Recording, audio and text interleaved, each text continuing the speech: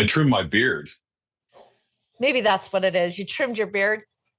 Yeah. It looks like you got a haircut. Well, I'm gonna comb my hair more often, then maybe I'll look like I have a haircut. Yeah, my hair is usually a disaster. So it makes you look like, like the creative, like the crazy professor. Yeah, the crazy professor thing. It's good. It's all good. It's all out there. Yeah. Yeah.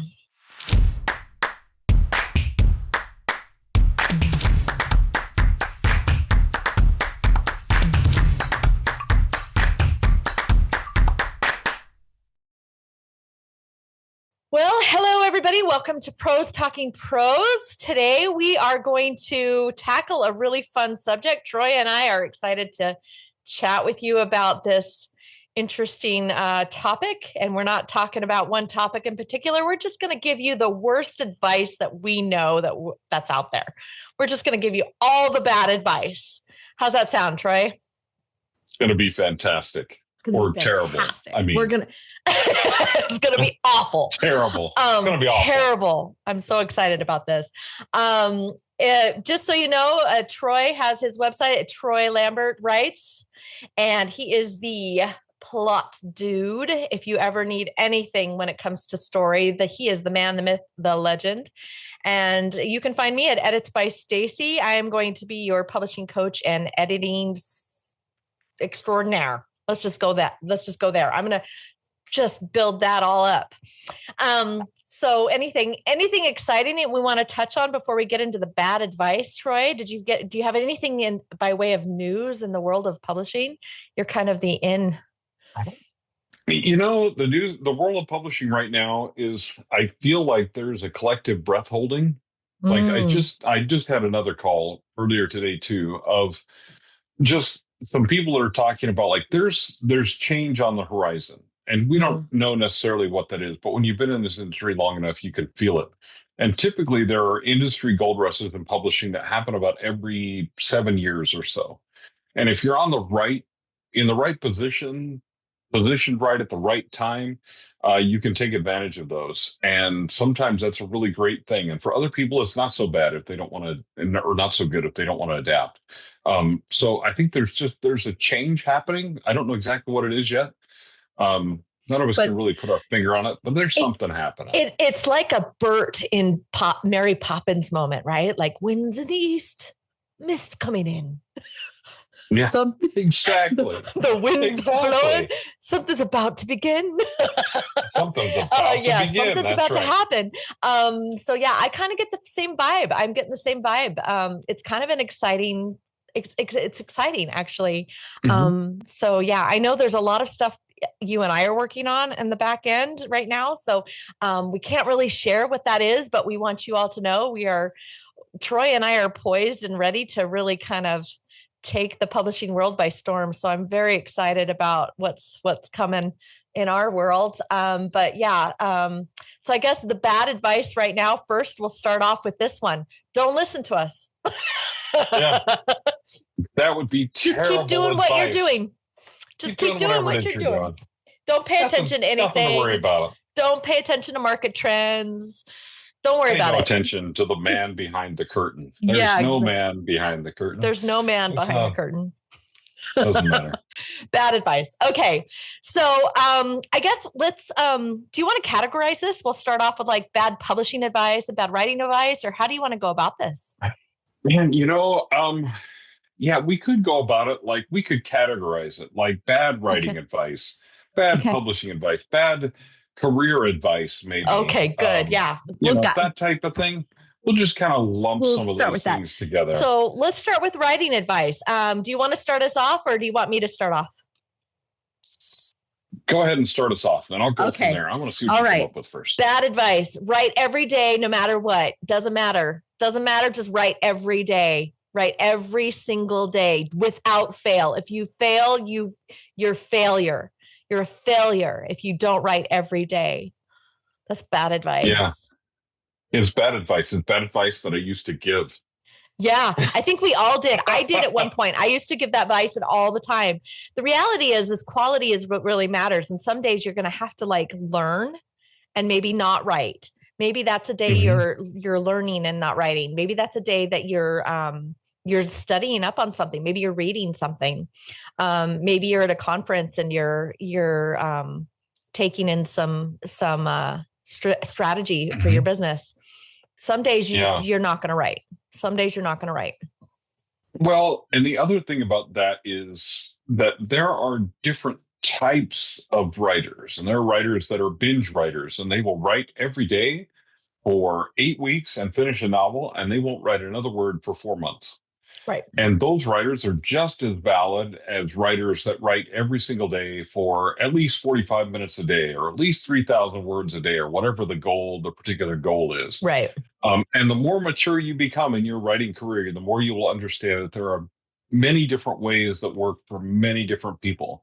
And so, and the other part of it is like we're going through part of this reset we're going through in the industry is that it's been about rapid release and just the hustle and working your butt off for as hard as you can for as long as you can. And then suddenly you'll break free.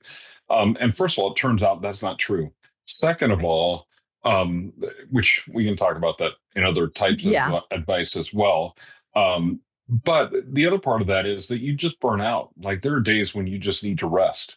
And so it is okay. I mean, I went through a period of time where if I was sitting eating lunch on my couch, like watching TV or something, rather than at my desk working while I was eating lunch, I felt bad about that. I felt guilty about that because I wasn't working hard enough.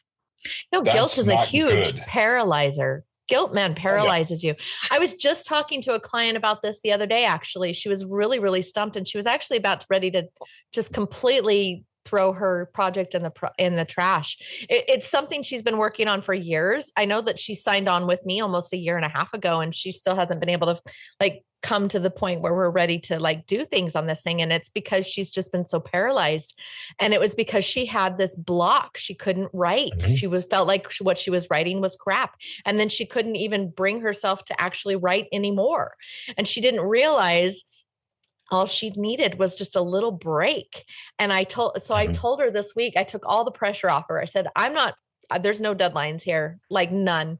I told her, why don't you go play with Chat GPT? Believe it or not, she looked at me and she goes, what? What is Chat GPT? She had no idea what it was. I told her, I said, just go play with it. Go put some prompts in that.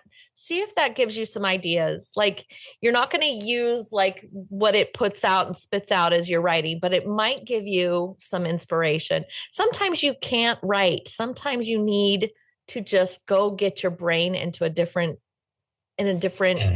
cycle. So that's the good news. That's the good news about this bad news or this bad advice is it's okay. Yeah. We're giving you permission to not write every day. You don't have to feel guilty and be paralyzed by that guilt. Yeah. And don't be afraid of that either. Don't be afraid. Don't be afraid. Whatever you do, don't be afraid. Do you. Yeah. Okay. Yeah, exactly. Do you have another bit of bad writing advice, Troy?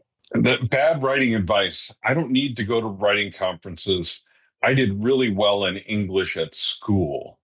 I even have a college degree. I don't need to learn anything more about writing. My craft is spot on. Yeah, don't learn anything more. I've got a great story. That's all I need. I've got a great idea. I've heard that so many times. Nobody has this idea. This is the best story ever. Yeah. Yep. What's the story about that? So I had a guy stand up. I'll just give a quick illustration. He stood up me and another local author were doing an independent publishing panel at a library. And a guy stood up and he said, I just want a publisher that will publish my book without changing a word of what I've written, because it's perfect and I don't need an editor. I don't need any editing. I just want somebody who will publish it and market it. That was a hybrid publisher. Just FYI, everybody. And I was like, okay, well, best of luck. Because almost any publisher is not going to publish things exactly as you wrote them. Even hybrid publishers are going to offer you an editor because everybody needs an editor. Well, that's their cash cow anyway. But yeah, anyway, but that's the whole point of the thing is that everyone has something to learn about writing. Yep. Everyone has something to learn. And I have been around some amazing writers in my life that I think way eclipse my abilities. And I'm not a slouch really either when it comes to that. But I am constantly taking courses and learning something new. Your craft is constantly evolving and changing as a writer, or it should be. So Should the be. good news is there's education out there for you, and that doesn't mean going to college. And most of the time, that could be That a whole really, other piece of bad advice that we'll get to in a yeah, minute, it maybe. could be. Yeah. Um, but yeah, don't. I'm not talking about going to college. I'm talking about getting educated in the actual craft of writing, hanging around other writers who know how to write, who are at the next level above you, who can really teach you how to write. Work with editors who can give you writing lessons. The developmental edit, as Stacey and I often say, is one pretty expensive writing lesson, but for many people, especially with your first book or two, it's worth it because the lessons that you learn from writing will shape you for the rest of your writing career. So Critique partners use are those free too. A tools. lot of times, you can go join a Mhm. critique group. They'll take it probably in piecemeal and probably not all at once. Don't throw a whole book at somebody. Sometimes like they just need a piece, but beta readers and critique partners are going to be your free Mhm. feedback. So Yeah. use it, guys, but take the advice, be teachable. I guess that would be the rule of this Mhm. one. That's very good. Okay, how about this one? And I've heard this one from pro writers. Mhm. Readers don't care about grammar as long as the story's good. Oh, okay. So there's very few cases where this is actually even close to true, and it's not actually 100% true in any case at all. That's true. But in the case of like erotica or some of the formulaic romances, this is only sort of true because that's only true of a very small percentage of your readers. Mm-hmm. The rest of your readers still care. And this is the reason is that bad grammar and punctuation pull them out of the story. And That's even those exactly right. people want to be absorbed in the story. Now, maybe that's in a different way that we don't necessarily need to discuss in this forum.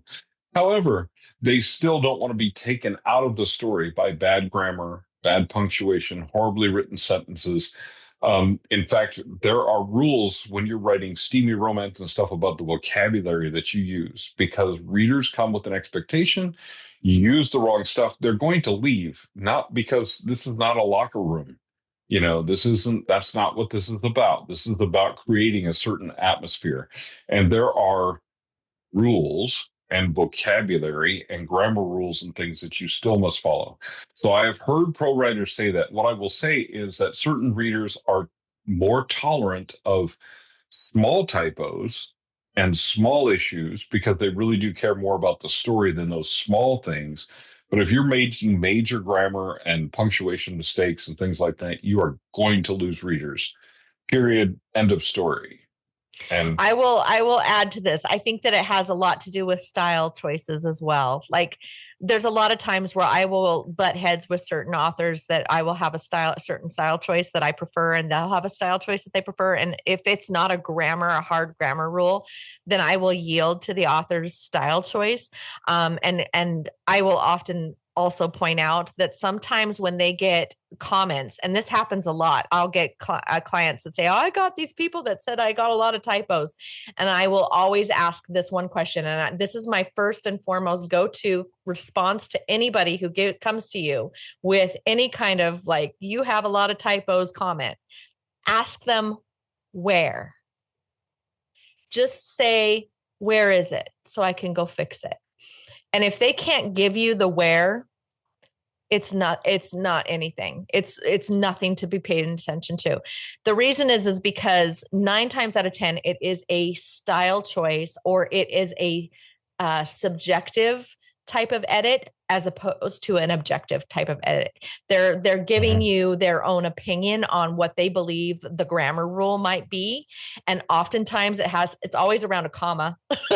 Always. Yeah. It's always around commas and semicolons. First of all, people, I can die on this hill, but I will tell you that has no bearing on how good your novel is. So when I tell my clients, yeah, you can, like, they don't care to a certain extent. Now, here's the other side of this coin. If you've got a really kick-ass story, a lot of times they're going to forgive you. And Troy and I have a really good mutual friend that doesn't hire editors. He is like, he knows what he's doing. He has his reader process within his own little minion group, and he doesn't worry about hiring editors. And that works for him. He still managed to be an international bestseller. But the thing is I can pick up his book and I can see errors left and right. Does that stop him from being an international bestseller? Nope. He still sells books. He still is an amazing writer. It's because he has story chops. So, I mean, there's a balance here, but I will say I'm an advocate for making sure that manuscript is as clean as possible. Yes. And this is what I'll also say about that is writers notice more typos, and writers and editors notice more typos and errors in other writers' fiction than even they do in their own. I mean, let's be honest about it. You get word blind to your own stuff and you think your stuff is perfect. And then you look at somebody else's and you're like, oh my God. Or you go back and look at your old stuff years later and go, what the heck was I doing? What in the world was I doing? Right. Anyway, so you know what I'm saying? But I mean, so there's that aspect of things too. So understand that if you're writing a book that is for writers, or about writers, you're going to have to be much more careful because writers are going to be your readers and they're going to be a lot more picky about it. But typically genre fiction readers, like they're mainly looking for story and characters. So you can get away with some grammar faults, some punctuation faults, but there are certain things like extra words, like, you know, the audiobook that I'm doing right now for a guy, like it is awesome. But there are a couple times when I read a sentence and went, what? And so I've had to go back and reread it and then almost edit and revise the sentence to put it in audio, because otherwise somebody listening to the audio is going to go, what? Like, what did you just say? Right. So there are certain like added words or certain word orders that people will stumble on. And many times your readers will not understand why they stumble on them. But your editor will understand why that produces a stumbling block for readers. So it's about semantics and rhetoric and semiotics syntax and all that stuff. All this other but you got to also you know, understand that writing is a different language than speaking. It is. I'm sorry. Writing is a completely different language than speaking. So when you're writing something, like Troy said, going to audiobook sometimes your audiobook, if you give your narrator carte blanche to go ahead and fix things like that, because it might look beautiful on a page, but it probably won't come across in dialogue, or at least in the spoken word, as well as it did on the written page. So if you give them that permission to do that, then you're going to be in a better shape for that. But yeah, great. So, okay. How about your next bit of bad advice? Well, before I do this, like if you like what you guys are hearing and you want to hear more, make sure you like and subscribe. We are really excited about doing this with you guys more often. Troy and I are planning on doing this weekly, so we're excited to do this. So, okay, Troy, go fight away. What's your next bad advice? So maybe my next bad advice is, so I'm just going to go there. Okay. My next bad advice is go get an MFA and a degree in English literature, and you'll be a much better writer as a result.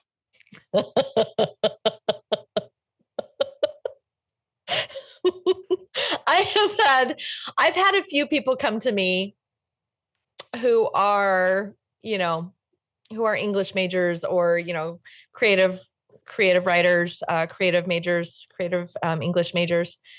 And they still lack the story chops. And I don't know. The English language is a very interesting thing. You can write really good rhetoric, or write rhetoric well, but that doesn't mean that you're going to be able to tell a story. Spinning a good yarn takes a degree of I guess life experience, in my opinion. It's less about the schoolroom and more about your personal perspective and experience. You're drawing from your world when you're writing. And that takes a degree to be able to take that and then spin it into an emotional piece that will pull a reader through a tale or a hero's journey or even a nonfiction journey of their own. It still requires some storytelling ability. Mm-hmm. Well, and okay, so storytelling ability can actually be taught. Well, it can. To an I extent. think it's taught. I think it's taught in these other places, though. I don't think it's taught in school. An MFA is taught to teach you how to be grammatically correct and how to produce these beautiful manuscripts with all this prose, and you're going through each piece and you're analyzing literature and you're analyzing the prose rather than analyzing the things that matter. Because here's something I'll just say, period. Okay, writing is not about communication.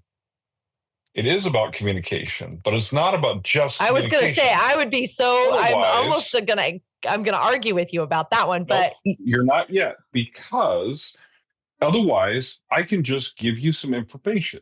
We can take any book on the planet, we can have Chat GPT summarize it, and all I need is the information, the summary that Chat GPT gave me. Writing and reading both are thinking and feeling, which produces communication. Right. Okay. So the emotion behind it. So what an MFA teaches you is how to communicate the mechanics extremely clearly and mechanically. So I'll use the example of me. My son is an awesome musician. He picks up a guitar, he can play any song, and he plays it with feeling and emotion, and people love it and all that kind of stuff. I am very mechanical. I can pick up a guitar and play exactly the notes you tell me to play. There's no feeling, there's no artistry, there's no emotion behind it because I don't know how to do that in music. I love music, but I don't know how to produce music because that's not where my talents lie. Okay, maybe I could be taught how to do that, right? But I don't know. I don't know how to do that. So that's part of it. Is you can teach someone about those layers of feeling and emotion and creating relatable characters and all those kinds of things. But for the most part, and I'll say there are some exceptions, but for the most part, MFAs and MA programs do not teach you that. They teach you the very correct mechanics of writing and of creating, but they don't teach you that storytelling aspect of it. The other aspect of it that they don't teach is the business aspect of writing, and that probably moves on to our next one. That gets into but which gets into this one, kind of falls under career advice, because you're going to spend thousands of dollars in either loans or your personal money and hours of time in investing in an MA or an MFA, and what you're going to get out of it is probably not going to be what you're really looking for. Well, you're looking for an ROI. If you're looking for an ROI from that kind of thing, it's not gonna equal out. You're not gonna get the same. Yeah. You're not gonna get this. You're not gonna get the out what you put in. But yeah, I agree. I agree there. I think that the heart of what you're saying, and just is that those things don't teach you heart. Right. And I should caveat, I don't mean that you should never get an MFA. Oh, no. If you have one, God love you, and maybe it did help you a lot, right? So yeah, maybe we'll hire you as an editor, but yeah, I mean, I don't. With some training, you might make a really good editor. But yeah, no, I agree. But the heart of it, and this is one of the reasons why AI is great for inspiration, but not to write your work, because it lacks the heart. There, Troy's right. The emotion behind our individual stories is what will endear you to your readers, and they can sense authenticity faster than you think they can. Give them credit; they will find it. But the more naked you are in front of a crowd, the more vulnerable you are in front of a crowd, the better. And when you use AI to write, there's no vulnerability, there's no nakedness, because it's not from you. It's not your heart. So just keep that in mind. So I'm just going to plug a book. This is called More Than Oh, Words by yeah. Jen Werner. You were telling me about that. Fantastic book about thinking about writing in the age of AI, and really what it is thinking about writing, what writing actually is. And so I want to say, it's not that you can't use AI at all, but you're going to have to take AI as a partner, and then you're going to have to introduce yourself into it and into what it has given you, and still make that into prose. Because the thing that AI cannot do is, they say no tears in the author, no tears in the reader, but there's no tears in AI. It's not crying.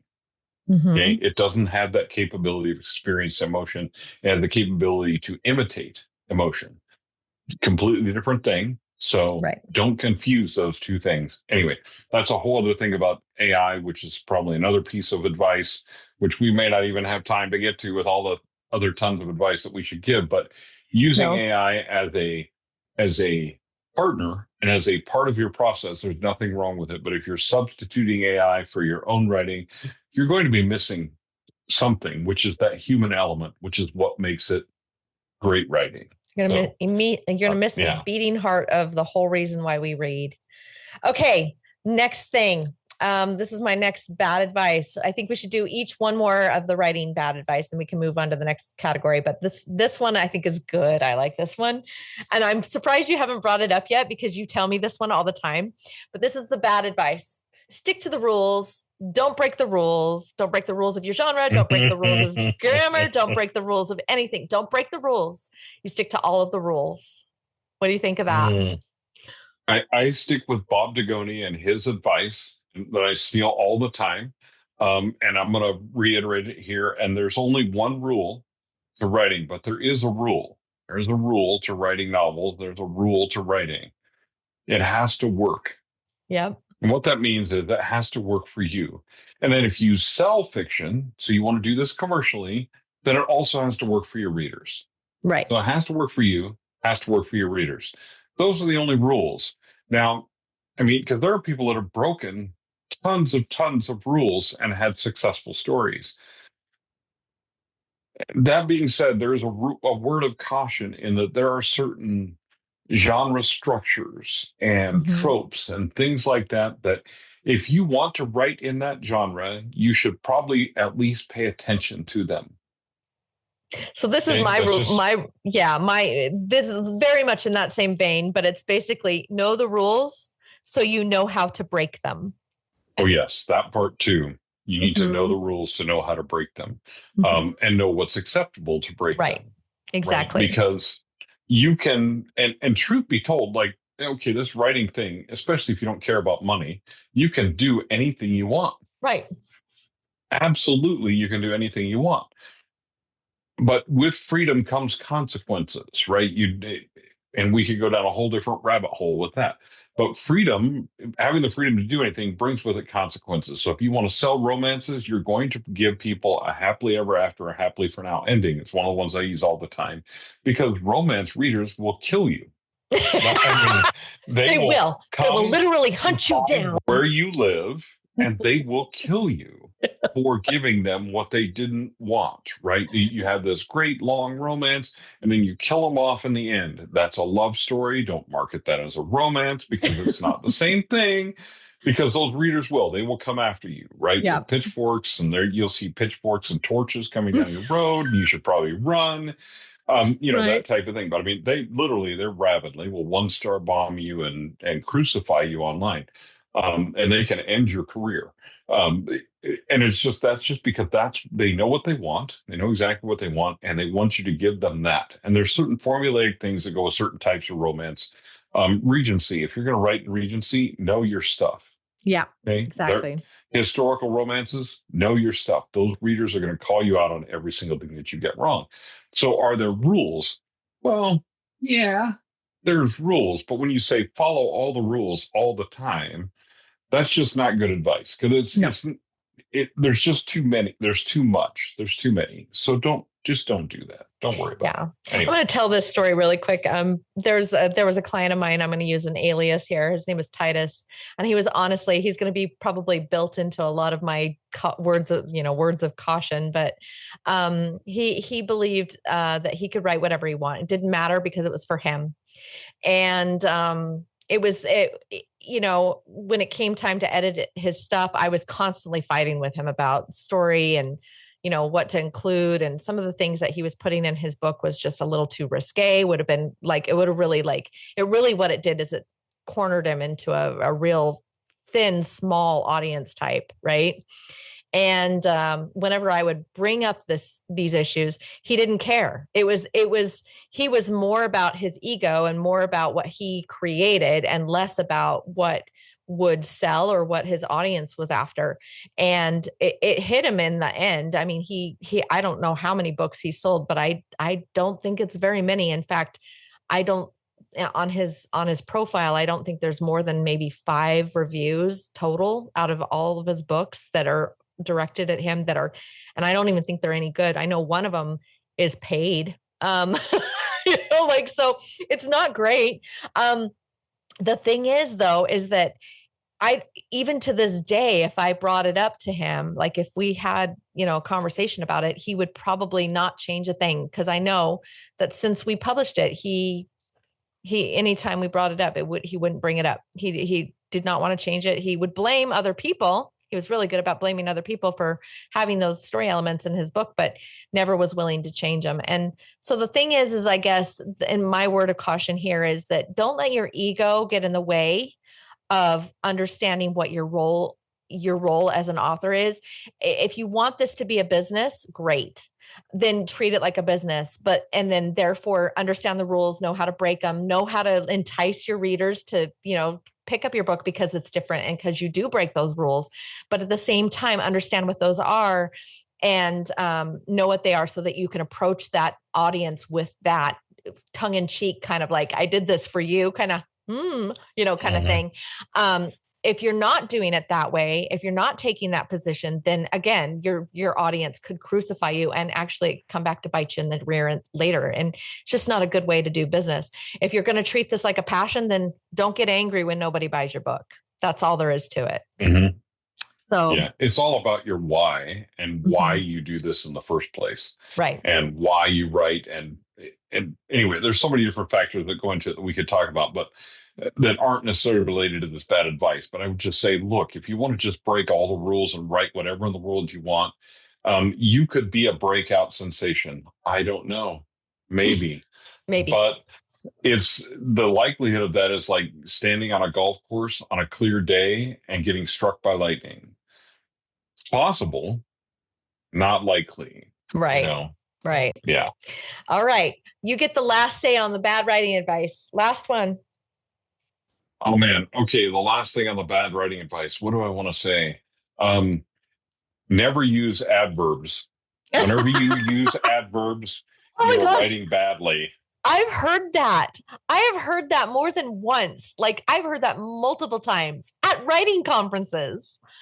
Yes. Well, you've heard it. This is the thing. You've heard it from big names like Kurt Vonnegut and Stephen King, who uses adverbs. And I think the reason this advice comes up is because new authors use adverbs excessively and badly. They use them too much. And so people By the way, those were 2 adverbs, excessively and badly. Both. Those were 2 adverbs just to illustrate the point. Just to illustrate your point. But I mean, you're typically as an author, as a new author, you're going to use them excessively. So we're going to tell you to eliminate all of them. But telling people to eliminate all adverbs is very similar to telling people to eliminate all passive voice. Oh yeah. And just a FYI for you guys is every writing correction software out there, Grammarly, Pro Writing Aid, everything you can think of, they will try to eliminate all of them. They want to eliminate passive voice and the word was from the English language. Was, which will, is not would, could, possible. should. Me, my must, will, kind. Possible. Yeah. No. Now, should you look at those as an author and make sure you're using them properly and not overusing them so that you bore the reader? Absolutely, yes, you should. But you cannot write a book without a single to be verb in it. Right. Not effectively. Now somebody's going to say, yes, I can. And they're going to do it. Well, you That's can. fine. But Yeah. You can, but is it going to be it's good? very challenging. It is extremely challenging to produce a good work. And the reason is you need to have different pacing for different types of things, and not using passive voice in dialogue is going to be very, very difficult for you, because that's the way people do That's things. the way people right? talk. Yeah. Also, it's the same thing with adverbs in dialogue. And also, there are some times when an adverb really does, with a simpler word, really does a better job. He ran quickly rather than he sprinted, because maybe he's not sprinting. Right. Maybe sprinting is a specific type of running quickly. So maybe your character is not sprinting. Maybe he's just running quickly. Maybe he's incapable of sprinting and can't do that. Like, right? He Like, was I just used to pointing sprint at when I was himself, younger. guys. I'm not, you know what I mean? Like, I don't do that anymore. Right. I was always a distance runner. Right. Anyway, that's a whole different thing. But same thing We with dwarves that. are good at distances. Yeah, exactly. Yes. We're natural Exactly. sprinters. I'm like, people would take off on me, and I'd be like, don't worry, I'll catch you eventually, but I'm not going to sprint. But anyway, Just but yeah, picturing Troy running down a field. I was on the 10K team in the Army. I know it's hard to picture that now, but I ran 6 miles a day, every day for almost 4 years. Anyway, That's awesome. but anyway, all of that being said, that there's times when that simpler word does better, because rather than being some eloquent big word or fancy word or whatever, which is what an MFA will teach you to use, sometimes just throw an adverb in there and move on with your life. It's just easier. So I'm not going to tell you to eliminate all of them, but I am going to tell you that you need to be watchful that you don't overuse them. It's the Right. same thing with a lot of different things in the English language. It's about balance, but people will tell you to never use those, or never use the passive voice. And whenever anyone says the word never in front of some kind of writing advice, usually it's wrong. Yep. So, Usually that's a good bit of advice right there. If they ever use the word never or always. Yeah, might be bad advice. Although, I might be saying that. Anyway, okay. Yeah. So let's move on to publishing bad advice. Let's each do one in this category, and then we can move on to the one that I really want to get to, which is also marketing and business. So let's do publishing. I'll start with the first one here. Let me go through my list of favorites here. Publishing bad advice.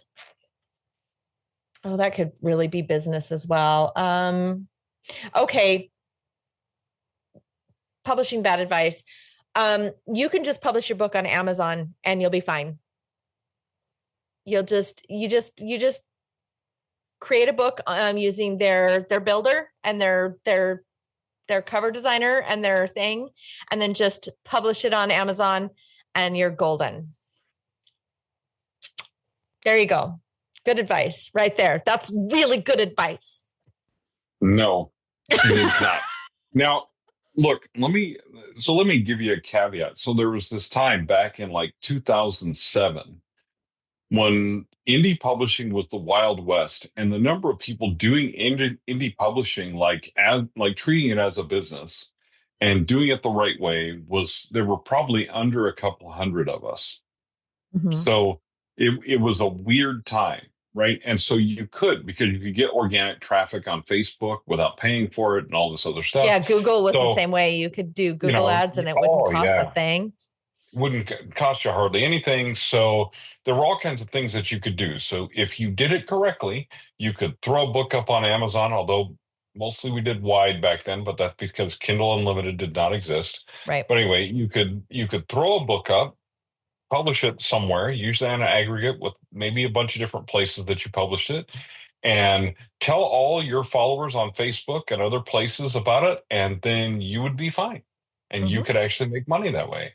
That time lasted for about 15 seconds in the publishing history thing. And it doesn't work anymore at all. And really, to be truthful, it didn't work then either. You needed a following on social media of some sort. There were things that you needed in order to make that work for you. Right. So it didn't really work even back then. So when people say, oh, it used to work, well, kind of, I would argue that it didn't really work back then either. But throwing your book up on Amazon makes it one of 6 million a year or something like that. So I don't even know what the numbers are anymore. It's 4.4 million. I've got that. Yeah, the numbers averaged about 4.4 million new books published a year. 3.2 million of those were self-published authors. So if you think about that, you've got 3.2 million self-published authors, and I don't know what the numbers are as far as I haven't gone into those kinds of analytics yet to analyze that, but I don't know how many we're using CreateSpace to create, but I know that the numbers have increased in 2024 because of AI. And so I'm very curious what this first quarter is going to be in terms of numbers going, but I know that it's increased. We all know it's increased. We also know that Amazon has changed its algorithm specifically to address the surge of AI books. And in a sense, it has, because it's very difficult to filter those, it's pretty much just shifted to anybody with a small press, which is pretty much any self-published author or any indie, has pretty much gotten thrown at the bottom of the pile. And the algorithm is not treating you kindly right now. So just FYI, that's just the rule of the thumb. And that's in the Amazon store. That's Amazon. So if you think Amazon is your ticket to book fandom, book world, you're wrong. It's just going to be a very costly mistake on your part. Even if you don't spend a dime and you did the whole dang thing free and threw it up there, it's still a costly mistake, because now it's cost you a lot of wasted time and effort and money and energy to do that. It's just not good. So the publishing trends that you saw, like Troy said, years ago, they shift very frequently. In fact, last year, I know the publishing trends shifted at least 3 times that I saw major shifts, like left turn shifts. And it caused me to shift my entire approach to publishing with my clients. So you have to think about what's happening, and what happened 5 years ago, 3 years ago, 2 years ago, 1 year ago, 6 months ago. That's different today. So if you're not in that business and you're not working on it constantly, you're not going to know, because people can't put blogs out fast enough, and you can't find the blogs fast enough for the people who are actually seeing these shifts as fast as they come. So the only way you're going to do this is with a publisher who's in there doing it constantly. I'm raising my hand. Yeah. I'm in there constantly. Yes. So, and I know Troy's in there constantly. He works with clients constantly. So the people that are going to know this are the people that are doing this daily. Like, this is their daily gig. This is not a side hustle. So I'm just going to say that. editsbystacey.com, troylambertwrites.com. You know where to find us. But anyway, so yeah, that's my number one, bad advice in publishing is, just throw it on Amazon. I hear that so much. It's bad advice. Okay, Troy, number one, bad advice. Oh, man. And publishing. Yeah. Okay. So publishing, bad advice. This is a tough one, because actually it's what my number one is, kind of a bridge between publishing and the rest of the business. Go. And what it is, and literally I heard somebody say this year, saw them say it on social media. Editing is a scam. You can do everything you need to do with your books for free. Yeah. You don't need to pay other people. Yeah. Okay. Let me just caveat this to say that, first of all, editing is not a scam. People go to college for this, okay? And the reason for it is because we have an understanding of story that you cannot possibly have, okay? And because the only way to have that understanding of story is to literally analyze thousands, hundreds and thousands of stories, and edit hundreds of manuscripts to get that understanding of story to help you tell your story the best way. But even if you didn't need an editor to help you with story because you're so good, you're going to miss typos and other things like that. But you can't do all this stuff for free. Editing programs are not going to catch all the mistakes that a human is going to catch. And again, when we talked about writing being about thinking and feeling, That computer program cannot think and feel alongside you and understand, hey, I know you were going for this feeling here, but that's not the feeling I got as a reader. And so you need to go back and fix that. Right. So this fact that you think you can do things alone is a terrible idea. And a part of the reason for that is that publishing is never writing the draft is a solitary act. But publishing has never been a solitary act. Even when it's traditional publishing, you have an agent, you have an editor, maybe more than one, you have a publisher, you have a cover designer, you have all these people that work with you. If you try to do all of those things yourself, it shows. Your project shows a very narcissistic quality with zero input from anybody else, and readers can see it. They can see it from the cover, they can see it from the blurb, they can see it from every aspect of your writing. Almost every successful author I know has a critique group or a writing group that they meet with. They have a network of professionals that they work with, including editors, cover designers, formatters, all that kind of stuff.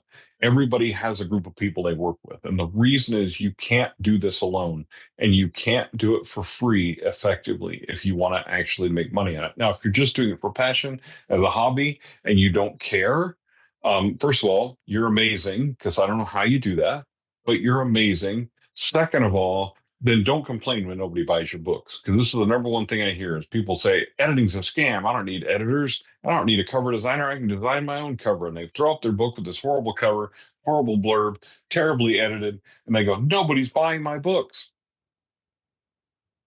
Yeah. So anyway, that's my thing on that. It was one of those situations, though, where it was online and I didn't even want to engage with that comment. Right. Because it wasn't worth it. Like, if you really do think that, you are not my or any other writer's competition or my comrade in publishing. You're not any of those things. What you are is a pretender. And that's pretty harsh words, but yeah, it's true. I will say this too, and this is coming from me, who I make my living as an editor. And one of the things that people need to understand is that is going to be your probably biggest expense, especially in fiction. It's going to be your biggest expense in the publishing process if you are going indie. If you're going indie, this is probably going to be the biggest. And it's because it's based on your word count. The more words you have, I mean, typically most editors will charge by the word. And there is a range that we kind of stick to that's put out by the EFA. If you ever have questions, go to the Editorial Freelance Association and check out their rate sheet. You can kind of see where your editor is sitting in terms of like the scale.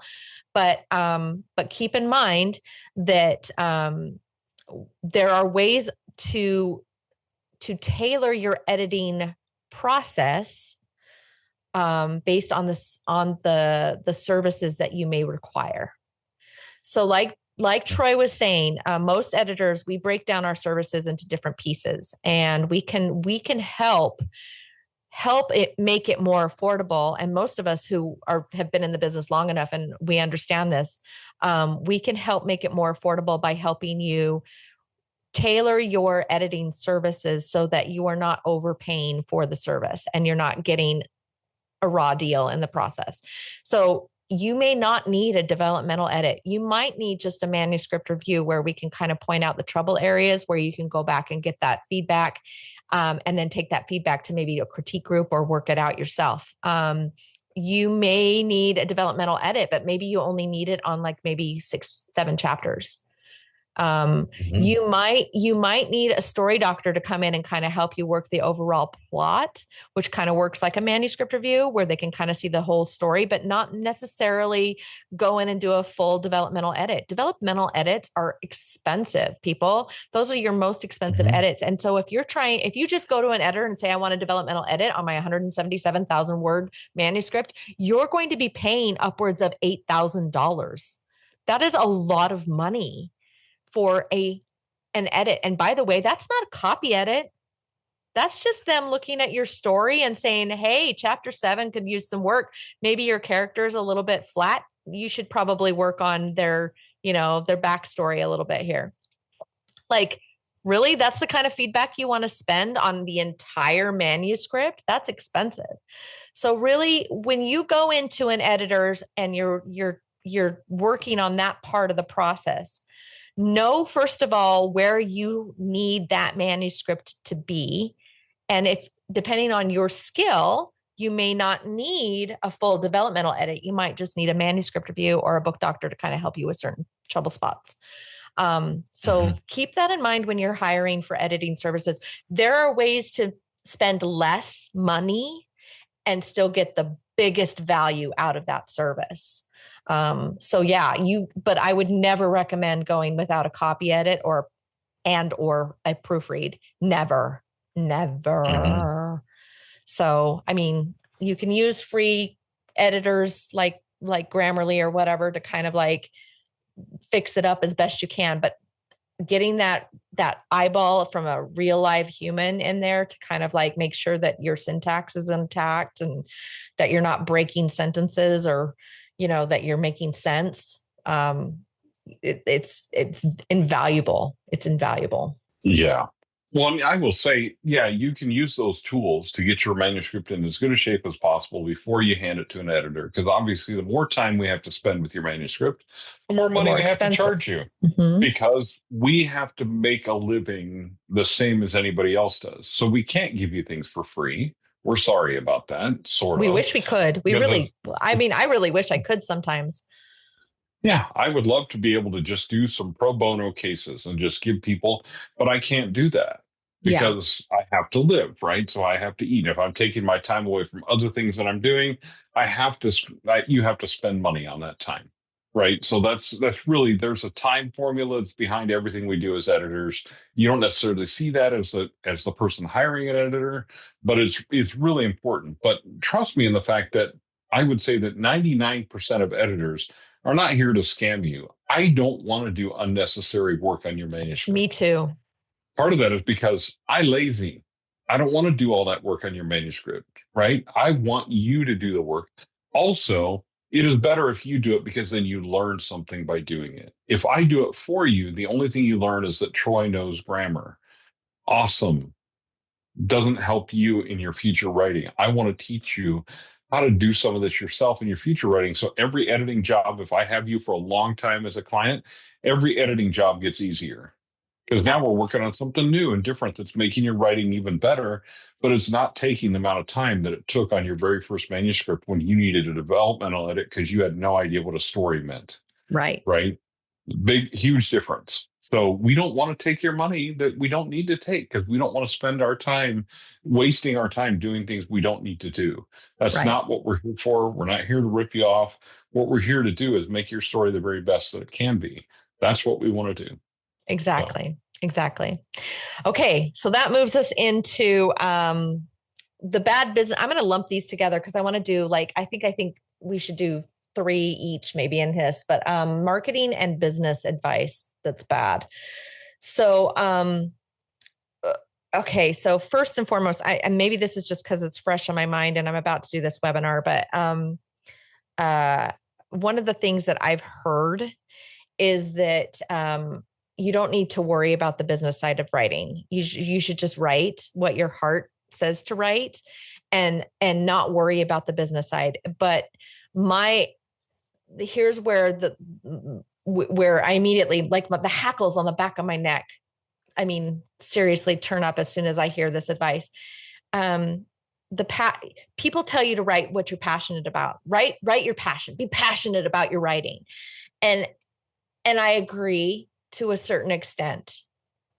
The problem with this is that people will write what they're passionate about, but then there's always this, I want it to be on a bestseller list. I want it to sell. I want it to reach readers. I want it to be in bookstores. I want it to, and they have all these other things. It's not just that they're passionate about their writing. It's that they want it to be a book and they want it to get into people's hands. Well, now you're talking about a business. Okay. So you're taking a book, you're making it a product, and you've got to put that product into readers' hands, which means you have to discover what their need is and why you're fulfilling that need. That's what businesses do.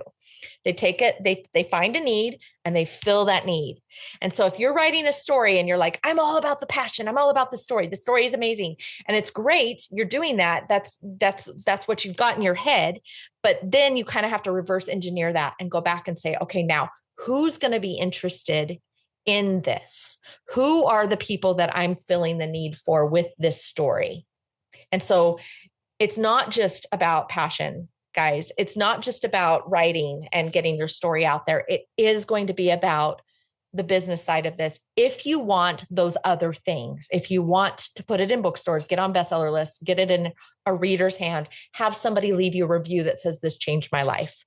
If you want that, you've got to shift gears and you got to change from I'm an author who's just really super passionate about my writing and I'm a really good storyteller to, okay, now I got to put on the hat of a business owner. So there's my bit of advice there. So do you have anything to add to that? Oh man. Well, the thing I would say is this. So here's the deal. If you want to have a successful career, you can absolutely write whatever you want and build a community of readers who will just read whatever you write because they love you so much. Mm-hmm. That is going to take you a very, very long time. Well, it takes strategy. It takes strategy. You can do that, but it takes strategy. It takes some forethought. Because what you're doing in that particular case is you're finding people that like the things that you have to say and the themes that you tackle. Right. Well, because that's not something that Amazon targets, because Amazon targets genres, right? Or other booksellers target genres. So if you're going to genre hop and just get people to read whatever it is you write, regardless of what genre you write, because you're just passionate about that at the moment, you can do that. But that's going to be a very narrow, select group of readers. And you can do it, absolutely. But it is going to take you a long time, and it's going to have to be a very unconventional strategy compared to what we're talking about most of the time with business. The thing that I find a lot of times is when people go indie publishing instead of traditional, the thing that they want most of all is speed. Yes. One of the biggest things that traditional publishing does, speed and control. Because one of the biggest things traditional publishing does is slows things down. Way down. Like if I get a book, like I wrote a couple of short stories for a couple of anthologies for a publisher. They're already written. They're already submitted. They're already with the editor. The whole thing is already done. One of them comes out in December of this year. The next one comes out in March of next year, right? And they've been done for months. It doesn't matter because that's the speed of the publishing of the publisher. I have zero control over that, number one.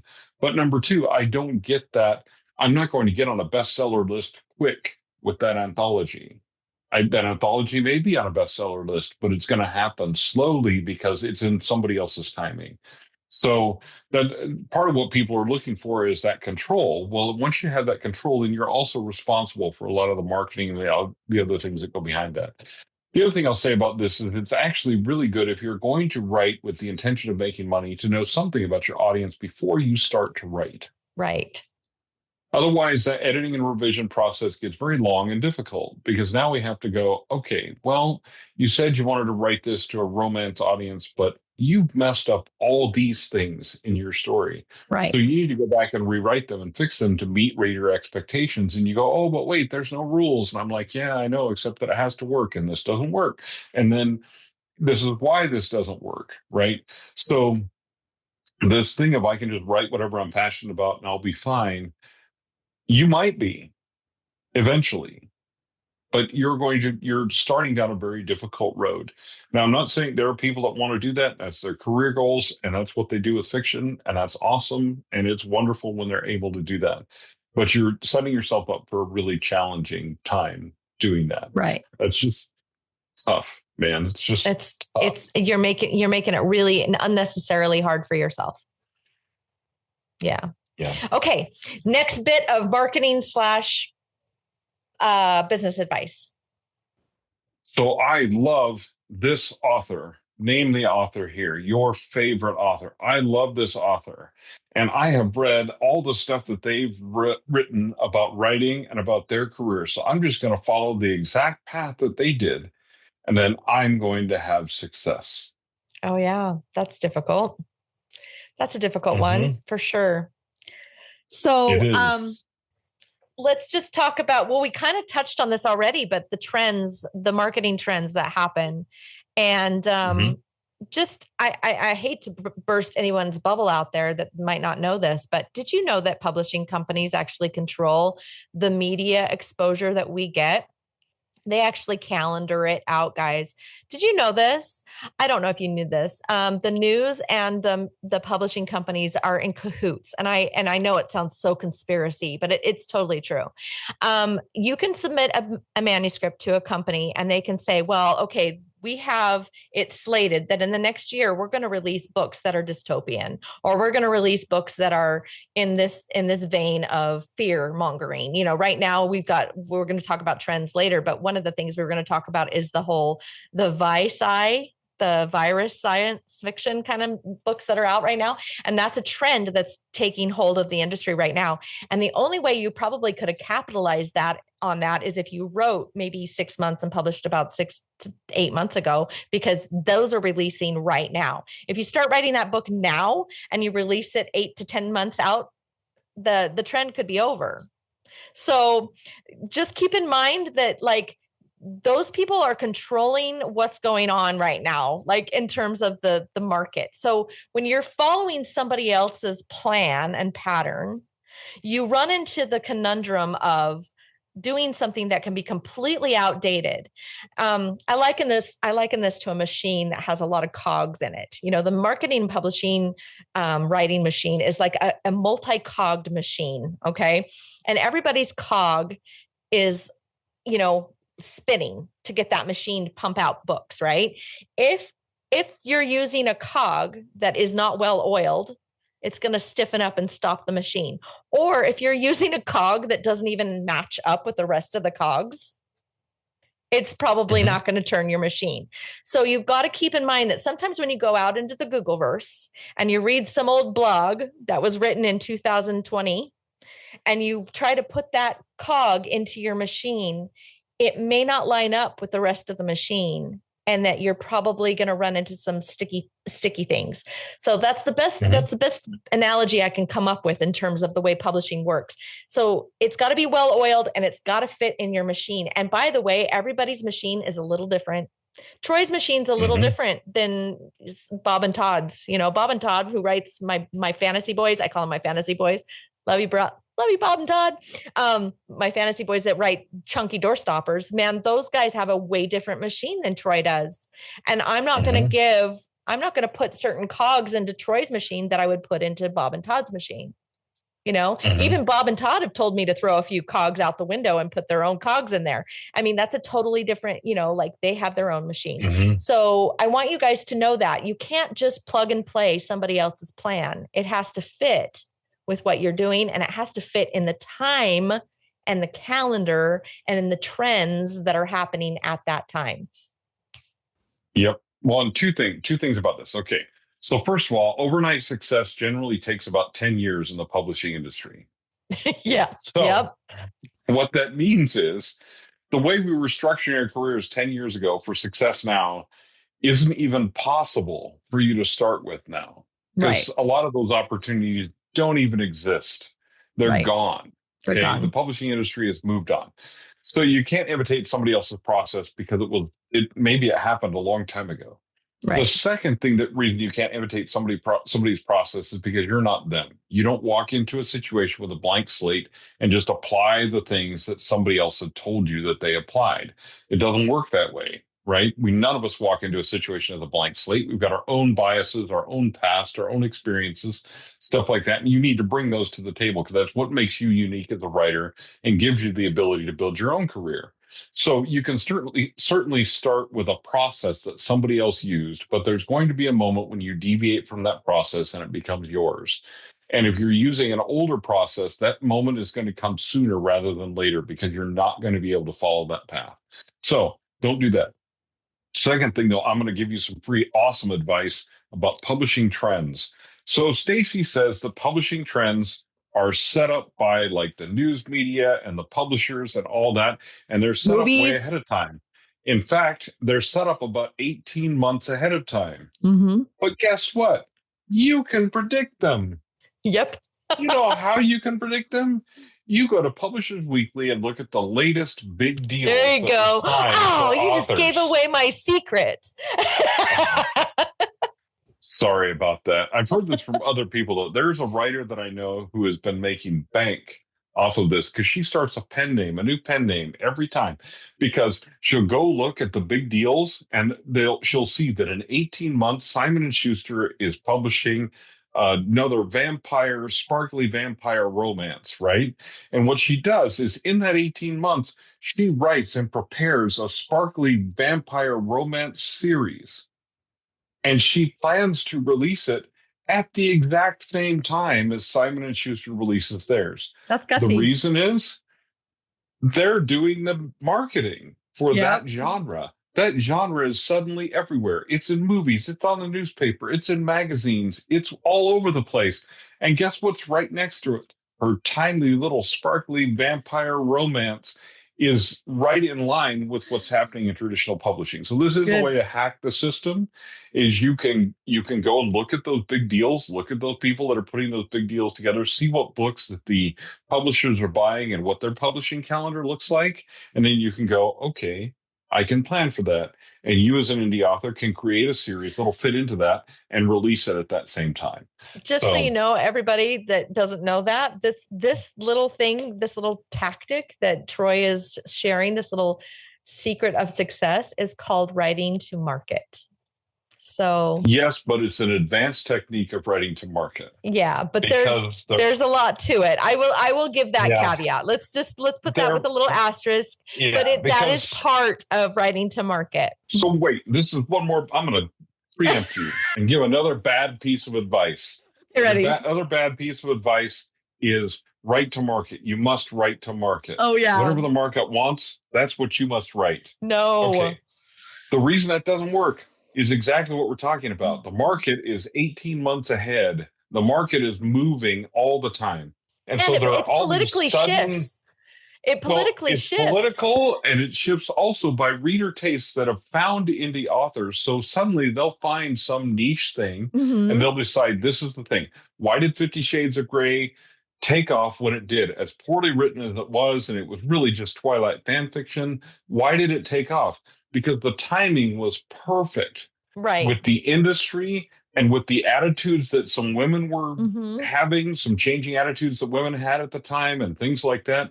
Like they didn't really want, so most women don't really want to be in a contractual relationship with some rich dude, Christian Grey or whatever the hell he is. However, it's fun to fantasize about. Right. It's like a guy that says he wants 2 wives. Idiot. No, he doesn't really. But that might be a good fantasy for him to read about in a book or something, because, in reality, that'd be a nightmare. But, if you're a polygamist, sorry, sort of. But anyway, write me and explain. But anyway, sorry. Write me and explain. So I can understand. Okay, I just want to get into your head. I'm sorry. I want to be empathetic. Anyway, okay. So, I just want to understand what the hell's going on in there. Anyway, but it's great. All that being said is so these trends are shifting all the time. And if you're just writing to that trend, because the truth is what indie authors have found is if I can find 300 to 400 rabid fans who will read everything that I write in a certain genre, I have a career. I have money. I can make money, right? So if I am the first one to capitalize on the hockey romance trend, and I'm writing really popular hockey romances, and by really popular, I mean there's 300-400 people that'll read every hockey romance I put out, because these women don't like men with teeth. Anyway, they anyway, that being said, you can have a career, right? I know I'm going down a road here. It's so good. I love it. But anyway, you can have a career in that, right? So if you know the latest trends, so people say write to market, you just got to write to market. What we mean really by write to market, when we're talking about a sustainable author career that you can do forever, right, is understanding the market thoroughly, understanding market trends, and writing the things that bring you joy, that make Right. you happy. They're the things that you want to write, That but you that can put your also heart in. have a market, Right. that they have Or- someone that wants to read them. Right. Exactly. So, you know, for a minute there was the dinosaur porn category on Amazon that was doing exceptionally well. The Tyrannosaurus Rex, somebody, anyway, whatever. But you know, it was just, but it was weird, right? But that didn't last. Why didn't it last? Well, because it just doesn't work that way, right? There's Right. only so much room to operate within that Things genre. shift. You know, Things shift Yeah. and attitude shift. So just that's I guess that's one of the probably the number one rule of business in general. You know, as a business coach, this is the advice I would always give is be prepared to iterate, be prepared to shift, be prepared to change, be prepared to fail, be prepared to not stay the same. Okay. So that's the number one rule, I guess. Yeah. Okay. My bad advice. Bad advice. I love this one. I love this one so much. Only market your book after you get your book out there. Like you can't market your book until you have a book written. So you have to write the book first. So write the book and then market your book.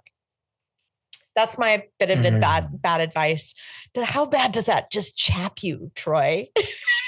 Well, it all goes back to the story I often share with people when I was working in acquisitions at a publisher. Okay. Mm-hmm. And let me tell you how the process went. So the first thing is, first of all, when we tell you submission guidelines, follow the submission guidelines. I would put another word in here, but this is a family-friendly thing on YouTube and the stuff. But anyway, otherwise there'd be some bombs in there but follow the submission guidelines. But then second of all, once we get your manuscript, so an acquisitions editor at a publisher, generally, like I had other duties. I wasn't just an acquisitions editor. Oh, you said duties. Duties. I did have duties. Yes. Hey, you made me say duties again several times. Anyway, but I would have sometimes 40 manuscripts to look at that came in for submissions. Mm-hmm. So how much time do you think I can give to each one of those manuscripts when I've also got all this other stuff to do? Right. Exactly. The answer is not much. So I'm going to read your first chapter. If it grabs me, I might read to chapter 3, and then I'll flip to the middle of the book somewhere and make sure that you just didn't polish the first 3 chapters, but that you can actually keep writing through the entire rest of the book, right? Then I close your manuscript. Usually digitally, I would close your manuscript. And the very next thing I do is I Google your name or your pen name. Mm-hmm. And if I find nothing, if you have the best manuscript I've read all week, more than likely you get the exact same rejection letter as someone who had the worst manuscript I've read all week. That's a word of caution right there, isn't it? Because here's the thing, we live in a digital world. If you have no digital presence anywhere, you probably can't sell digital books. And as an author, regardless of whether you go traditional or indie or hybrid or whatever method you go with, you will have to do a large part of your own marketing. And so if you don't have a name anywhere, and I didn't care whether it's on LinkedIn, Instagram, Facebook, wherever, I don't care if you had a huge Tumblr following. Tumblr was a big deal there for a while. I mean, and still kind of is. Some authors have some success there, but I mean, I don't care now. It wouldn't matter if it's Substack, whatever you got, but you have to have something. And the reason is that tells me, first of all, that you understand that you need to have a name and marketing, and that people need to be able to find you by your name. And that you are at least working towards something of telling people you're an author, right? And working seriously on this as an author business. Otherwise, the people that come to publishers and don't have any of that want the publisher to do 100% of the marketing for them, which they do not do, which means the publisher is not going to profit, and neither are you. So if I can't sell your books, I don't care how good it is. Yeah. So okay, let me approach this from it doesn't matter what vehicle, it matters about the strategy kind of perspective here. The strategy of this then is to make sure that you always are working toward building that author platform. Okay. You have to have an author platform before you approach an agent or an agency or a publisher. That's just going to be the rule of thumb. If you want to be traditionally published, get your platform in order before you submit. Because like Troy said, they aren't even going to look at you. That's going to be the first question. They're not even going to look at the manuscript. They're going to ask you, how big is your platform? Okay. The rule of 14 applies here. I'm going to say 14,000 followers. Shoot for 14,000 followers. I know that you can get away with less, you can get away with more, but shoot for 14. If you're aiming for 14 and you come a little short, it's better than nothing. You know what I mean? But shoot for 14. Shoot for 14. Okay. So do that. You're going to have to be strategic about that. You're going to have to be strategic about that. Now, when it comes to that's trad, that's like you've got a publisher, you've got it picked out, or you want to see if any publisher will pick it out. They're going to need that. Okay, that's rule number 1. Rule number 2: if you're indie or hybrid, we're not going to ask you or care if you're going to how big your platform is when you first come to us. We're not going to ask that question, but we are going to ask you if you have a plan in place. And your life will be much, much, much easier if you have that platform started. Okay. But keep in mind, and I used to approach this so much different. Again, this is one of those shifting things that in my mind has changed, but like it's almost essential at this point. If you're going to be a hustler in this business, if you're going to hustle and you're going to hustle your product, which is your book, you have got to have a plan in place to acquire that platform. And like Troy said, that's going to boil down to 100 to 200 real diehard fans. Those guys are going to keep your bills paid and keep you sustained so that you can continue to write and be an author success. But if you don't have this large pot of people to boil out the impurities from, then you're not going to have any diehard fans. You're going to have 1 or 2, and that one of them is going to be your mom. So just, you've got maybe I had one client that got a bad review from his grandmother. My mom never read a single one of my books. Oh, that's why you made that face. Okay. That makes sense now. So yeah, no. Well, but you know what I mean? Whatever your family, whatever your family dynamic, it doesn't matter. The truth is you have to have a platform of you some have to sort. have a platform. And again, now it matters less what that platform is. Like it used to be, you had to have Facebook, you had to be on Meta and all that kind of stuff. You don't have to do that anymore. And because people are moving away from it. Yeah, I would just argue that you just have to know where your audience is. I have in my Imprint Academy, I have a workbook specifically for targeting your audience. So you can actually it's not just creating an avatar for your audience, but it's actually understanding what and who your audience is and where to find them. And that is important. You have to know where they are. If you're targeting boomers for a specific reason, then you're going to have to know where to hit those, campaigns and where to go to get those audience members. Right. I should also mention this. It's not always one person. So, so for in my case, I work with a lot of fiction writers. I love fantasy. It's my thing. I love fantasy. I love thrillers. I love mystery. I love crime. I love true crime. I also love a lot of nonfiction. I do a lot of nonfiction. I read nonfiction for fun. I read business books for fun. I know I'm weird, but that's my thing. So one of the things that you need to understand is I'm one audience member. So when you're targeting someone like me, you have to think about, okay, where is that person? But then say also that same book, I've got a nonfiction book and it's I'll just use one of my clients' books for example. He had an empty nester guide. It was an empty nester book about being an empty nester. Okay. So you might target people like me who are just, business people who are looking to have the freedom that's coming with empty nesting, but I'm also a little trepidatious about it because for some reason or another, I don't know how I'm going to operate without having my kids in my house. But then also, you might also be targeting people who are maybe who've been a stay-at-home mom their whole life and have nothing else going on, and that they're going to be in a different place than I am. So does that mean that your audience targeting is only going to stick with that one person, that one avatar? No, you can shift your campaigns based on what you're doing for that campaign. But you do need to know what these are. You do need to know what these things are. So just remember when you're marketing is the long game. campaigns are the short game. So those are your ads that you're running and so on and so forth. And marketing is an ongoing thing. You're never going to stop talking about your book ever. So, and this doesn't start at the end of the book. That doesn't start when the book is done. That starts now. It starts when you have an idea for the book. And the reason is because when your book launches, you want it to sell. And if you've already launched the book and now you're telling everybody about it, they're going to be like on to the next thing, you know, and the logistics and the strategies you could have banked on or capitalized on when you launched have now passed because the window is over. So that's the best bit of advice I guess we could do to counter that. Wait till your book is written marketing crap that I've heard actually. So, do you have anything to add to that?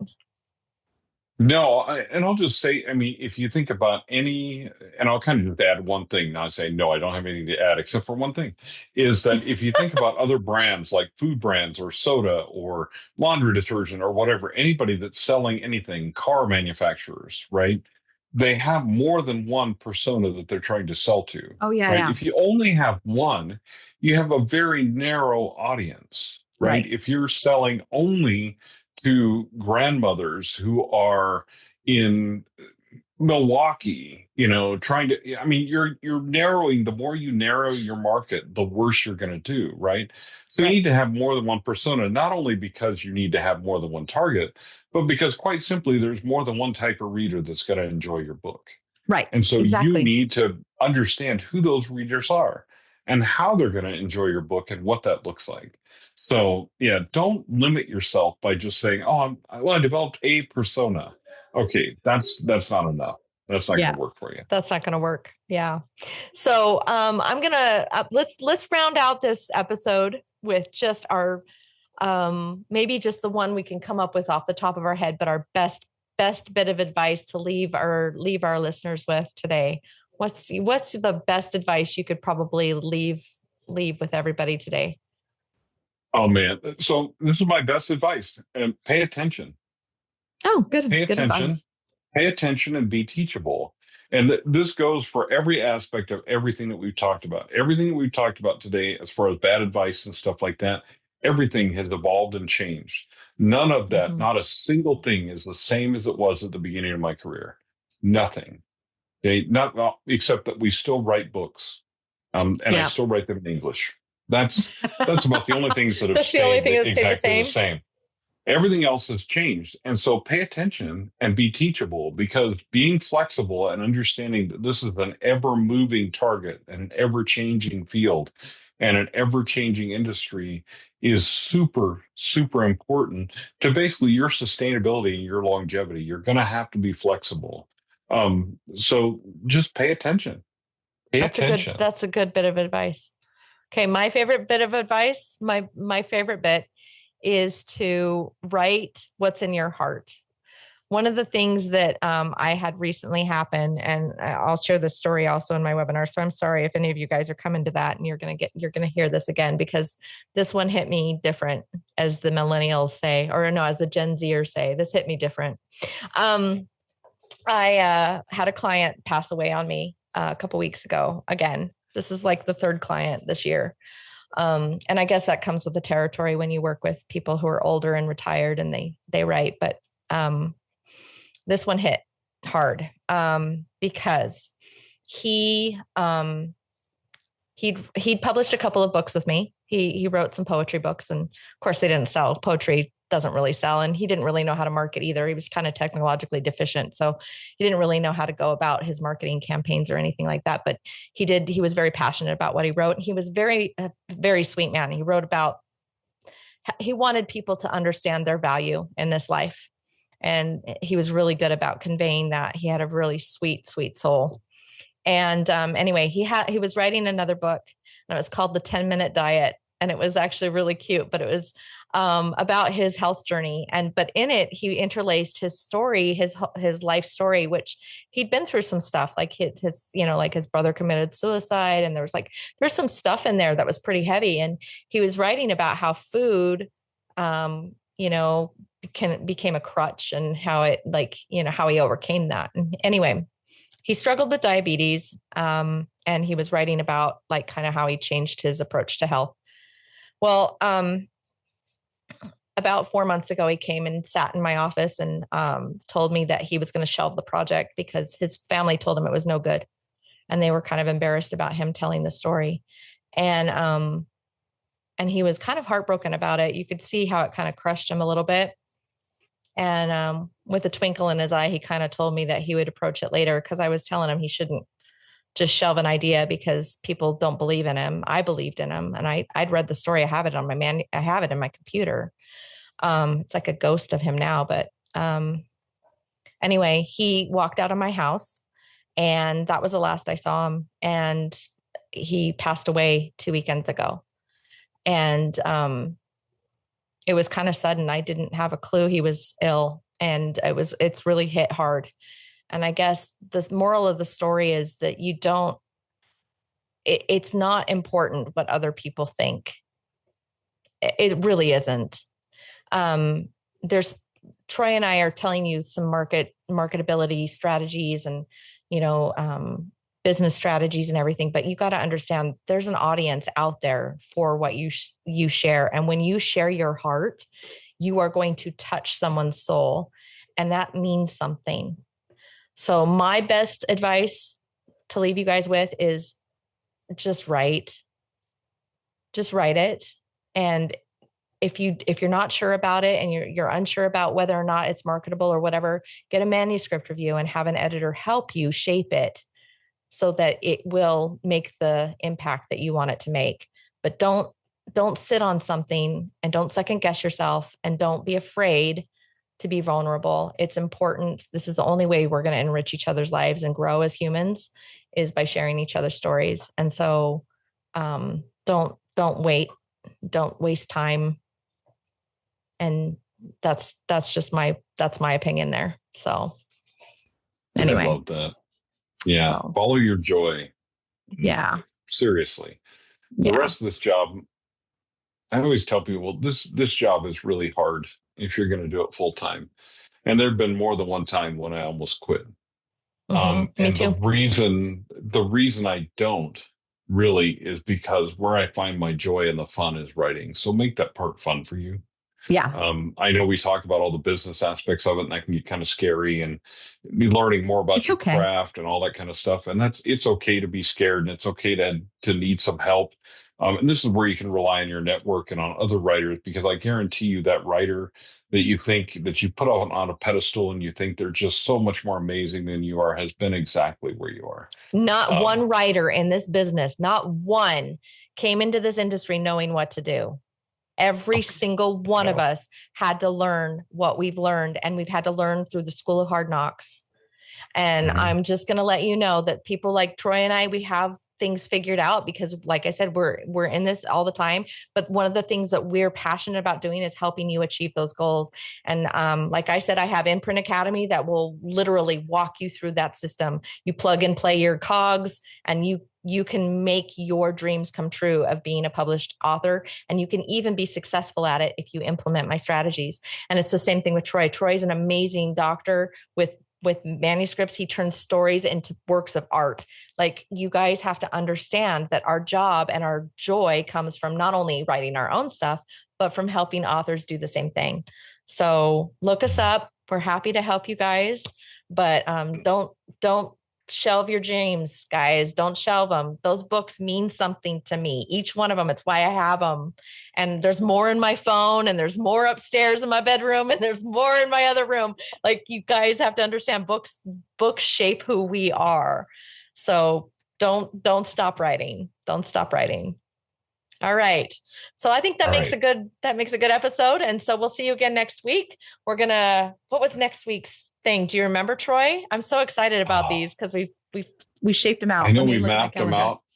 Let me look at my calendar. I'm gonna tell everybody what we're doing next week. So next week we're gonna do what are we doing? Taxes. Oh, yeah, that's going to be a hard one.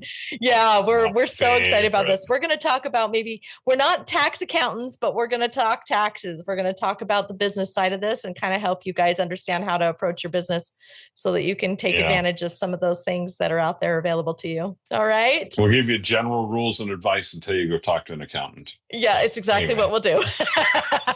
All right, everybody. Well, thanks for joining us today. We'll see you next week. Bye. Thank you. Bye.